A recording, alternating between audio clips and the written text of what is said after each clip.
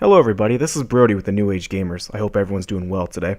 Today we're just going to do a brief breakdown of the new System Shock Remastered trailer that dropped the other day. I'm very excited for this. If anyone's seen my channel, I do a lot of stuff on BioShock and a lot of the analysis behind the games.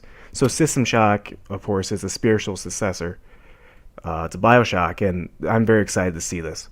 So without further ado, let's get started. As we see, this is a pre-alpha, so that means that it's not final.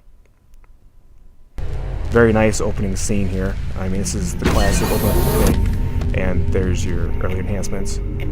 There's, of course, as we pause here for a second, we see the wrench, which is iconic for all Shock games, including the BioShocks. In System Shock, it was the first weapon you had, and it's just continued on for every single Shock game there ever has been. So, continuing on here. As you can hear at Citadel Station, so again, back to the original System Shock.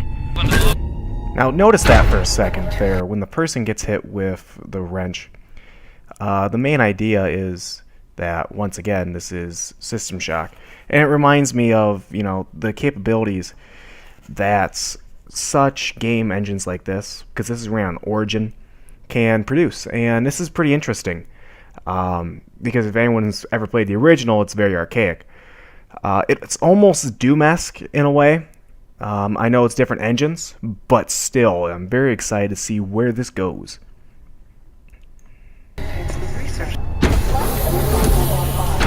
It's very red in here, I don't know why, per se. I don't quite remember this part of the game. So we keep hearing Shodan talk, which is of course the main antagonist in the series. Hits robot, sweet. Hits camera, that's very System Shock, just because going around hitting things all the time. 451, which is of course the obscure reference that all System Shock, BioShock games have. Walking again. This is very exciting.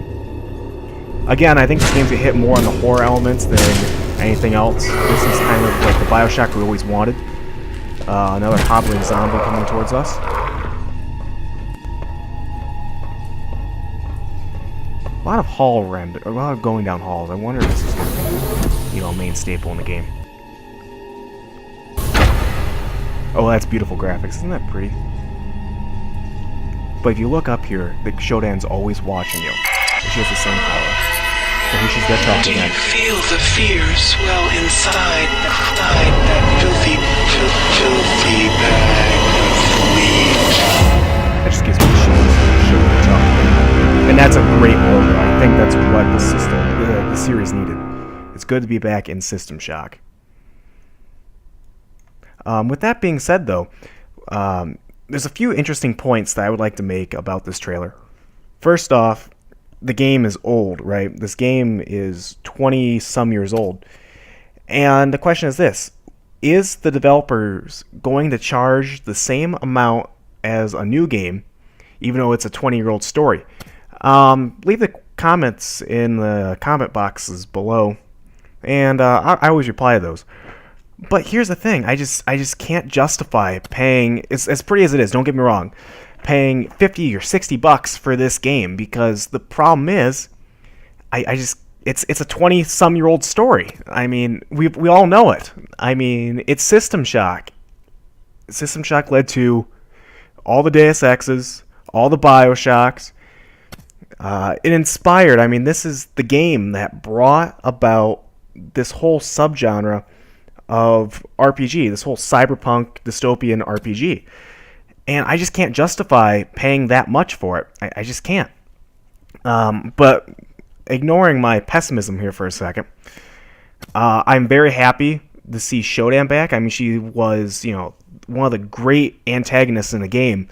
But Shodan is, no one talks about Shodan as a great AI villain. I mean, people, when you say that, they go to GLaDOS, because GLaDOS is, a great villain, don't get me wrong.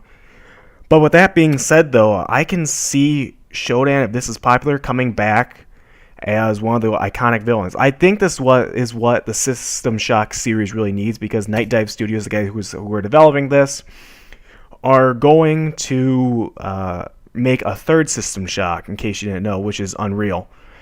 Who wouldn't want a third System Shock? And they brought on a whole bunch of old people who were on Looking Glass Studios back in the day when System Shock came out, and some of them went to Irrational and things like that. Like Warren Spector, for example, he worked on Deus Ex, and he was involved in Irrational Games and System Shock 2. Because of him, we have Deus Ex. I mean, that is about as big as you can get. So I'm very excited to see where we go with this. I can't wait when this thing comes out. It's going to be 2017, they've hinted at. So probably the remake will be 2017, and System Shock 3 will be 2018 or 19, depending on how it goes. This is a small indie studio, which means that there isn't really a lot of people working on it. But I am very happy they brought back the series. It's one of my beloved series, is one of my all-time favorite games. And on that note, this is Brody with the New Age Gamers, wishing you a great day.